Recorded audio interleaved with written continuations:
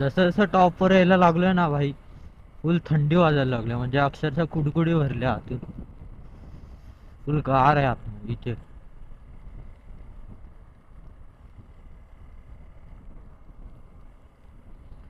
आणि एक चांगले की वन वे होता घाट.